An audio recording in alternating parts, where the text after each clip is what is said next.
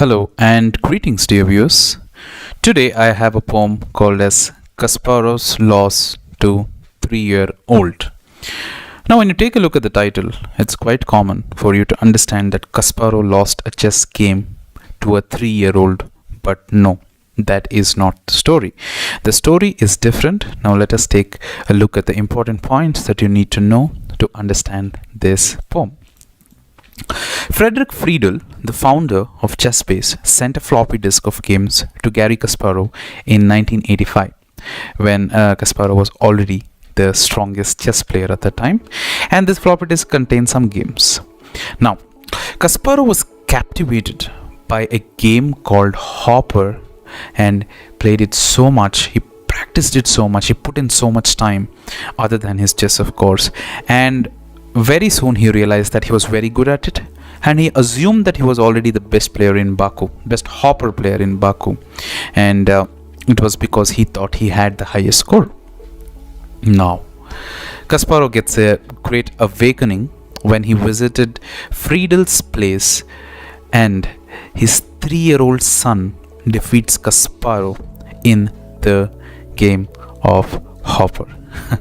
And then that is when Kasparov realized that this is how the engines would impact the game of chess as well.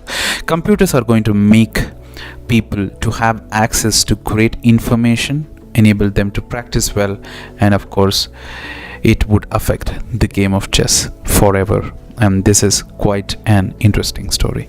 So you need to know all these points, and let us get on with the poem now that you know the important points.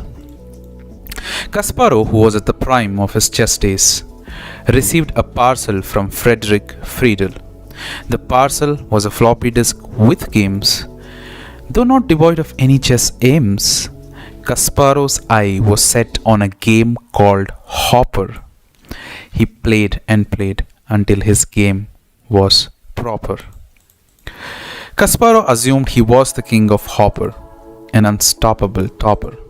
Another game he assumed he had in his cap, but it was an invisible feather and a trap. Kasparov soon visited Friedel in Germany. Boasting of his hopper prowess, he assumed he had made unimaginable progress. He sat and competed with Friedel's son Tommy, aged 3, and lo, the 3-year-old registered a score higher than him. Kasparov's disbelief was to the brim.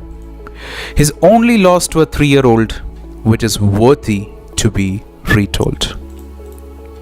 He soon understood the fact that computers would have an impact. His royal game would not be spared of the silicon, not knowing if it was a pro or a con. I hope you like the poem. Thank you very much for your time.